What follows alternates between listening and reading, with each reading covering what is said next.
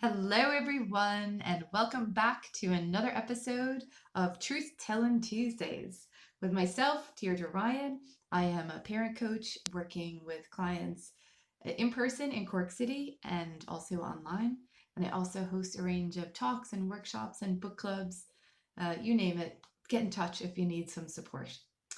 So, today I wanted to talk about something that happened after I recorded last week's video. So last week I ended up doing it very late and it was after midnight when I finished.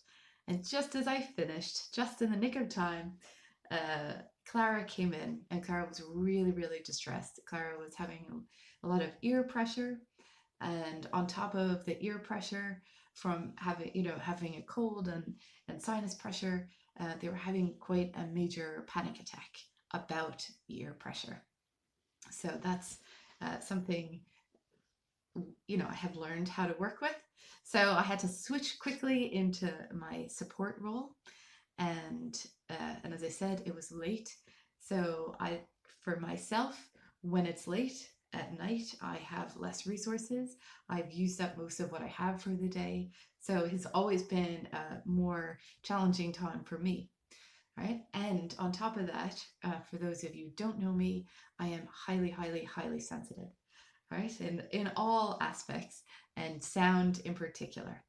So when Clara is distressed, and understandably so, it can be very, very loud, and it's a particular pitch, right? So what I use is headphones. Headphones are wonderful, right? So two different types. You can buy ones that are the 3Ms that are solely for sound reducing. This is a kid's pair, Clara's.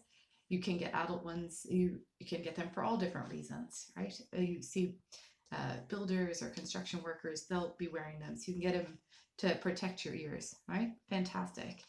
I've had my own pair, but I found them too tight on my head. I am very particular on touch as well. So luckily, most headphones, these are regular headphones for music or whatever you use them for, they do have sound reducing qualities to them as well. So I always just reach for a pair of headphones in those moments where I'm home or I have access to them, because what that does is it allows me to stay focused and present, because when particular sounds will set off my nervous system. That's involuntary, right? So that's going to happen. I know I can get dysregulated by certain sounds. So the sounds can be dysregulating. I've also nothing left at 12:15 at night, right? So what I do is I take care of myself, just like they say in all the videos on airplanes, put on your own mask first. I'll have to put on my own headphones first, right? So I put on the headphones. I just say to Clara, and Clara knows, so there's no issue with it. I'm like, I just have to put on my headphones so I can stay present, and that's it. That's totally fine. And then I can show up and be fully present and fully able to support Clara by first supporting myself. And that is one of the greatest things I have learned as a parent, is how to show up for myself, right? And how to understand myself and my sensitivities and my needs, right? These are not things that I was directly understood or was taught. We grew up in a culture where it's often we're not taught to look after ourselves or how to do it. There's a lot of judgment around it. There's a lot of ideas about what it is and what it isn't, right? But this was when I became a parent. I really had to really show up for myself and learn what's going on for me. How do I soothe myself? What's going on in my nervous system? What's going on with the stories I'm telling myself, right? These are the most powerful, powerful tools I believe that we have as parents, is ourselves and our relationship, right, with our children. And I absolutely know all relationships begin with ourselves, right? So this work and this discovery on what do I need in the moment? How do I best show up and support my kiddo, right? Because if I didn't put those headphones on, or if I wasn't aware that what was happening for me is that I am becoming triggered into my own nervous system, I'm now in fight or flight, right? I'm in a survival type of situation for myself. I cannot show up fully present for my own child. I may want to try to stop the sound. I may want, I need to change the outside environment so that I can be calm again, right? So having tools or strategies like headphones, they're fantastic. They're fantastic, and it's wonderful to recognize it myself and to be able to use them in the moment. And even when Clara, and it's still, I'm also very touch sensitive.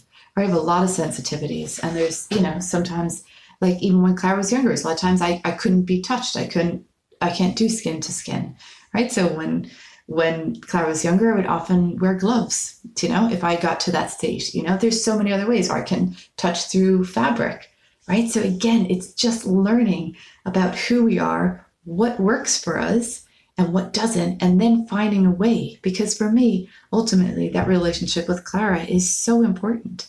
It's so important, right? And if Clara needs a hug or Clara needs to hold hands, I can find a way.